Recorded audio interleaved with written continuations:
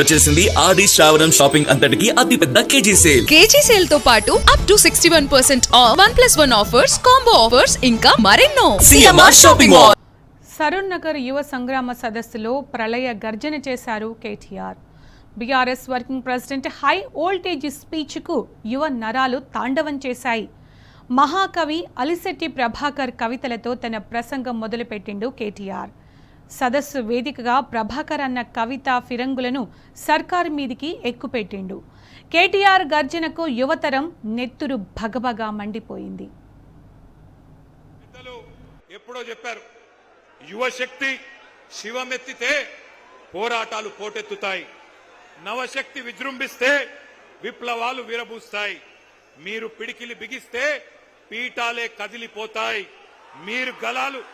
మీ గలాలు గర్జిస్తే కుర్చీలు కూలిపోతాయి. రేవంత్ రెడ్డి గారు గుర్తుపెట్టుకోండి, మీరు కదం దొక్కితే ఉద్యమాలు ఉప్పెనలైనాయి. గతంలో తెలంగాణ ఉద్యమం చూసినాం ఏ రకంగా. మరి తెలంగాణ ఉద్యమంలో యువత కలిసి వచ్చిన తర్వాత పెద్దలు కేసీఆర్ గారి నాయకత్వంలో ఏ రకంగా రాష్ట్రాన్ని సాధించుకున్నామో కూడా ప్రపంచం మొత్తం చూసింది. ఇవాళ ఎందుకు కలుసుకున్నాం ఇక్కడ, మనం ఎందుకు ఇంతమంది ఇక్కడికి వచ్చినాం, ఒక్కసారి గుర్తు చేయాల్సిన బాధ్యత మా అందరి మీద ఉన్నది. రేపటి తెలంగాణ నిర్మాతలు మీరు, రేపటి ఈ దేశ భవిష్యత్తుకు నిర్ణేతలు మీరు. మరి అట్లాంటి యువతరాన్ని దగా చేయవచ్చునా ఆలోచించండి. ఎందుకు ఈరోజు ఈ కార్యక్రమం ఏర్పాటు చేసుకున్నాం? ఒకటే ఒక కారణం, ఒక మహాద్రోహాన్ని, మీకు జరిగిన మోసాన్ని, వంచనని గుర్తు చేసుకొని మర్చిపోకుండా ఎవరైతే మోసం చేశారో వారికి బుద్ధి చెప్పడానికే ఈ సమావేశం.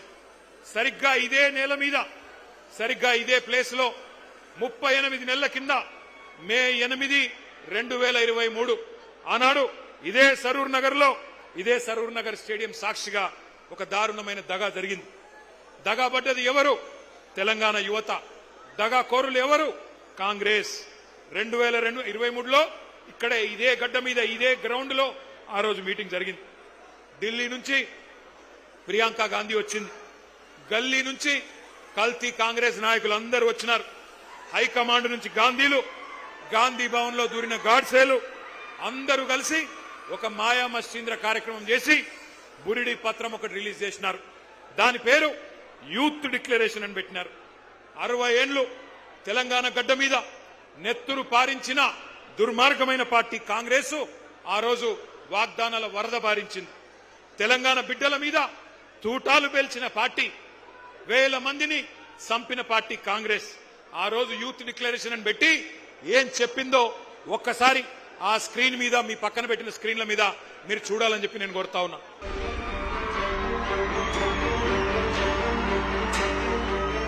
We have released a detailed job calendar for 2 lakh government jobs in the first year of our government. 2 lakh सरकारी पद जो आज खाली पड़े हैं, इनको 1 साल के अंदर हम भरना चाहते हैं और इसका पूरा प्रयास करेंगे.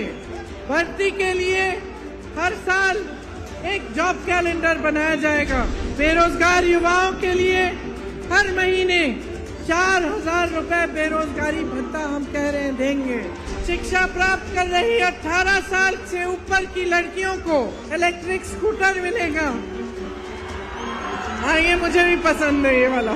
SC, ST, OBC, माइनॉरिटीज और EWS के जरूरतमंद बच्चों के लिए फीस का रीइंबर्समेंट किया जाएगा. అదే విధంగా విద్యా ఉపాధి అవకాశాలను మెరుగుపరిచేందుకు, వాళ్ళ సమస్యల్ని వినేందుకు యూత్ కమిషన్ ఏర్పాటు చేయడం జరుగుతుంది. ఇదే కాకుండా ఈ విద్యార్థి నిరుద్యోగ యువకులకు 10 లక్షల రూపాయల వరకు వడ్డీ లేని రుణాలనిచ్చే బాధ్యత రాష్ట్ర ప్రభుత్వం తీసుకుంటుంది. తెలంగాణ రాష్ట్ర ప్రభుత్వంలో రాయితీలు పొంది ఇతర రాష్ట్రాలకు సంబంధించిన ఉద్యోగాలు కల్పిస్తున్న పరిశ్రమలలో 75% స్థానిక నిరుద్యోగ యువకులకే ఉద్యోగ అవకాశాలు ఇచ్చే విధంగా చట్టాన్ని తీసుకొస్తాం.